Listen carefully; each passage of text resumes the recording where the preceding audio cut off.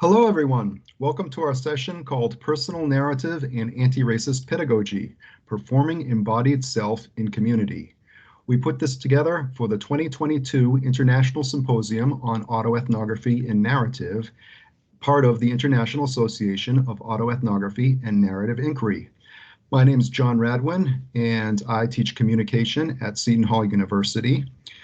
Our panel today includes myself and Angela Kariotis, who is the Director of Diversity and Inclusion at Brookdale Community College, and Kelly Shea, who works with me at Seton Hall University as the Director of First Year Writing. So for our theoretical frame, the basic idea that we're working with here is that personal narrative is a powerful way to advance anti-racist pedagogy. What we do when we share our personal narratives is that we begin to perform ourselves in community.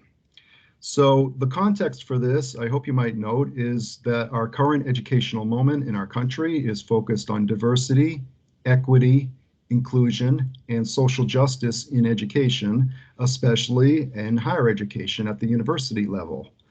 For our curricular frame, we're working in general within a movement that started in the 1960s with Paulo Freire called the Pedagogy of the Oppressed. And then nowadays, more common names for it are anti-racist pedagogy or sometimes critical race theory. And so from Freire, one of the major lessons is the pedagogy of the oppressed is teaching from the oppressed. Rather than having the power person do all the talking, we listen to the people at the bottom of the hierarchy to learn how to move toward justice.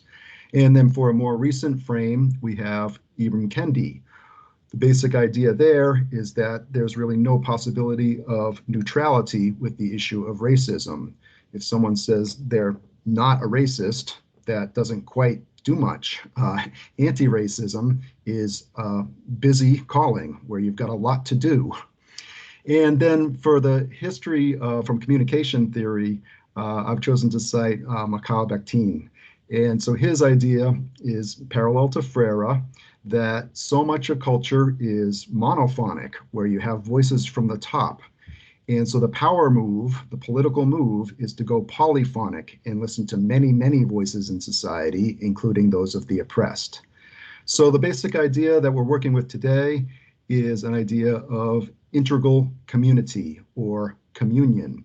Munus is the Latin root for the word community and the word communication. And so when we do that jointly, we end up building just identities. So a just identity is a joint performance. We have two ways to operationalize this in the classroom today. First, Dr. Shea will teach us about racial and intersectional literacy narratives. And then Professor Kariotis will teach us about story exchanges. So I'm happy at this point to turn it over to Dr. Kelly Shea. Thank you so much, John, and thank you all for listening. I'm going to apologize ahead of time for 2 text-packed slides. I teach writing, and this is words are what I do. So I will try to briefly summarize what you're seeing here. I created in a course that I'm teaching this semester, which is called Modern Rhetoric and Writing, and it's a joint grad and undergrad class. And I always have students write some kind of literacy narrative. This time I wanted to delve into the notion of the racial or intersectional literacy narrative. And this is really to situate student writers of argument in the world of writing from their own identities as people and writers. So the assignment is there. Essentially, the focus was to consider how their race, and I have an asterisk by that, which I'll say something about in a moment, has informed, influenced, hindered, aided, or affected, or did not affect your development as a writer. And then you can see the rest of the prompt. Essentially, I mentioned race because I was hoping that people would focus on that, but also understanding, of course, that people come from many different identities, as you'll see in this little quotation that I have below from Margaret Montoya. And I wanted students to speak from some place of identity in this paper. I have a diverse classroom, but I did not know how the students would respond. I have a number of white students, some students, people of color, and different genders and orientations as well. So But the basis here is something like what you see Margaret Montoya saying, that what we need to do is take what's happening in the classroom, which is kind of an abstract theoretical conversation in which these types of identity characteristics rarely enter in, to move to positioning the author within the social characteristics that form the lenses through which they see the world. This way, we actually increase our impartiality, but when we claim our partiality. In other words, let students' identities shine through. So then the next slide just gives you a couple, again, very dense. I recommend that you pause and take a look at some of these excerpts from student writing. But I had some really interesting results. And I will just say that my results at the bottom say that I've come to have hope that individual changes in individual worlds will change the world. And to some extent, the results of this assignment helped me to believe this is actually possible. Really quickly, I'm going to read from the first one. These are anonymized, obviously. This was a grad student who said that a dual-sided prejudice began to take shape.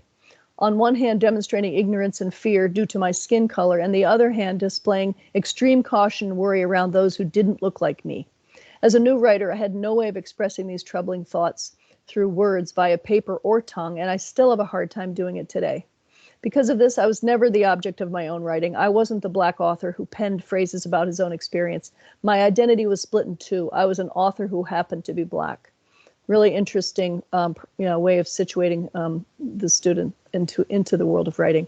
And real quickly, the other one I'm particularly interested in is this third one.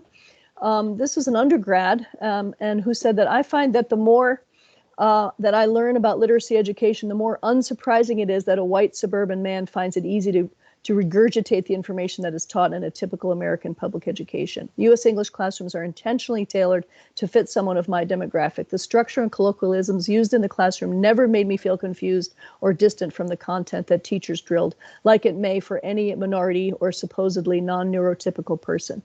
Overall, in my K-12 experience, I recognize that I was extremely fortunate to be the exact audience that the education system is based around raising, and I reaped the benefit of that fact. The other quote is from a female grad student, and then the fourth one is from a student, a neurodivergent student who wrote about their experiences. So these are my results, and I'm really happy now to hand it over to Angela Kariotis, who's going to talk to us about story exchange. I'm glad to be here. Thank you. So one of my goals, my missions in any space that I occupy is using story and anchoring story for empathy as a diversity, equity, inclusion, and justice practice.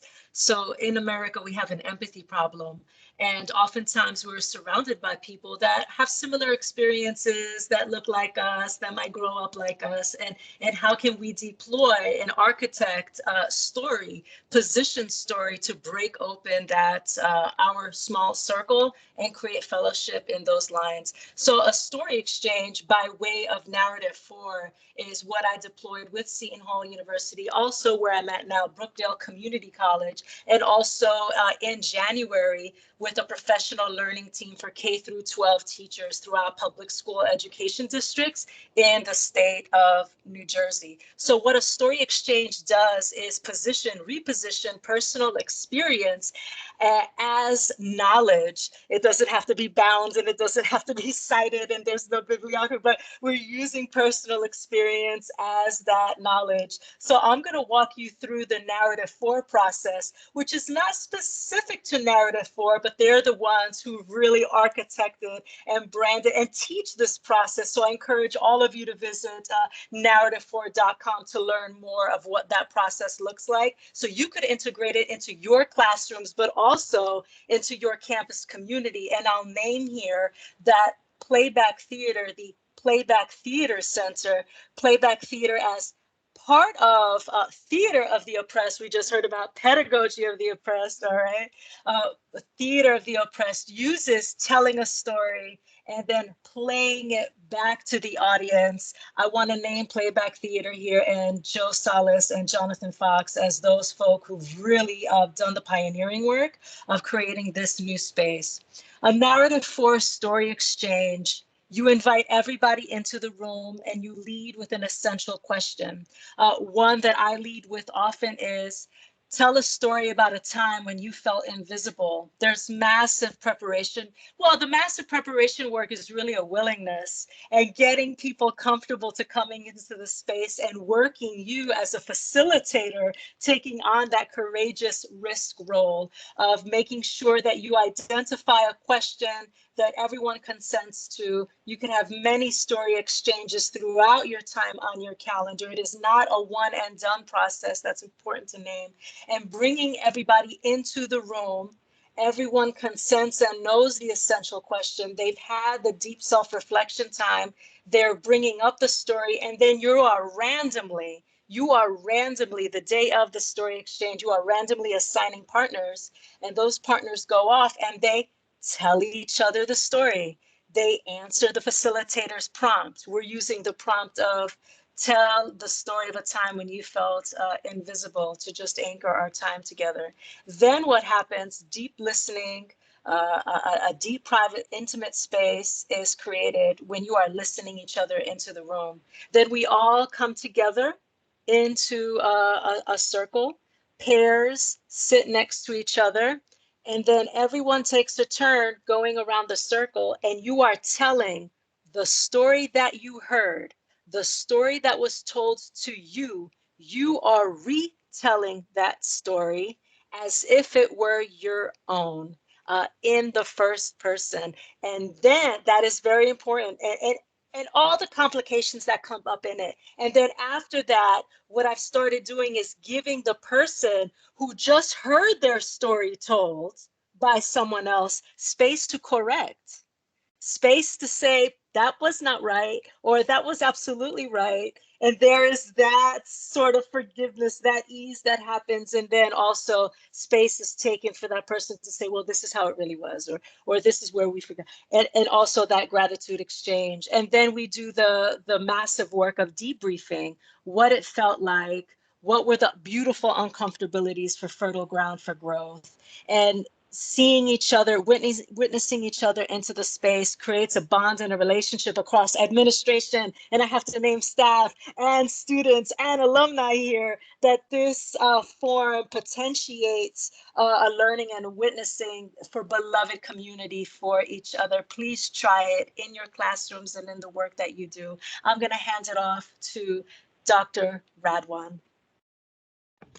Thank you so much, Angela. As somebody who's participated in a story exchange that Angela facilitated, I have to say that it was enlightening. I'm, of course, a white male, and I was paired with a young Black woman, and to share her story in the first person was very powerful. So to try to summarize, what we're saying here today is that a just identity is something that is not solo, it's a joint performance. And there are two ways to operationalize this turn toward dialogue in our classroom. From Dr. Shea, we learned about racial and intersectional literacy narratives. And then from Angela, Professor Kariotis, we learned about story exchanges. And so for some closing questions, we'd ask you to consider what needs at your institution could be met with exercises like this? How would personal narratives change your teaching? And what would prevent you from trying these exercises? To follow up, of course, you'll be seeing us at the conference online, and we look forward to discussing with you in person. But if you'd like to contact us via email, john.radwin@shu.edu, kelly.shea@shu.edu, and akariotis@brookdalecc.edu. So thank you all for listening to our video. We look forward to discussing with you really soon. Have a great day.